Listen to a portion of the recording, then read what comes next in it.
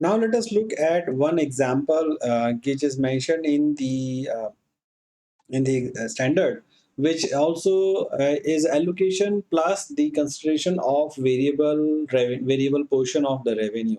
So in this example, one company is going to produce the famous clothing which is owned by Mike Mikel. Mikel has entered into the contract with the Jack and Partner for selling the two licenses. One is to use the trademark, and another one is to use their characters on the clothing. Though the consideration for license one is $3,000 and for license two is 10%. So here is a variable consideration. Now in this example, we are also estimating the variable part of the revenue consideration.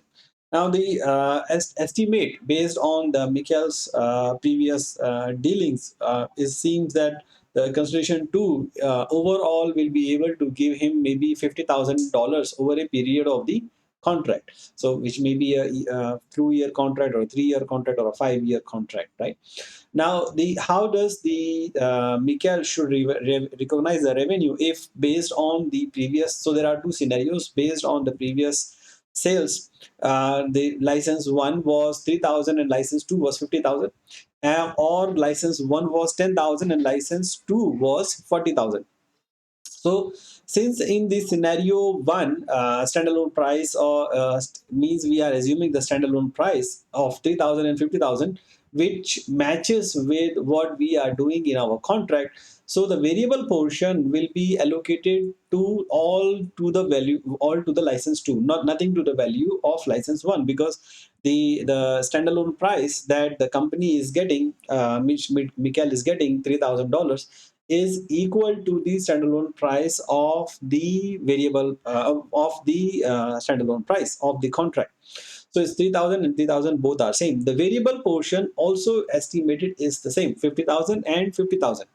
So you could allocate 50,000 based on the all to the variable portion. So in that case, the revenue would be simple. License one 3,000, license two is going to be 50,000, total 53,000. So in this case, the revenue of first year, because the year one revenue is only $100,000, it means that the allocation, the variable revenue in this case would be 10% of $10,000. So in the year one, at the time of signing the contract, the Jack Michael would recognize $3,000 as revenue, and in year one it will recognize $10,000. So it's simple, right? Now, and nothing for the license one. But in the standalone, in the second case, where the standalone price is assumed to be 10,000 for license one and 40,000 for license two, here, since the standalone price of 3,000 as mentioned in the contract, the consideration in the contract, it does not match with the standalone price of 10,000.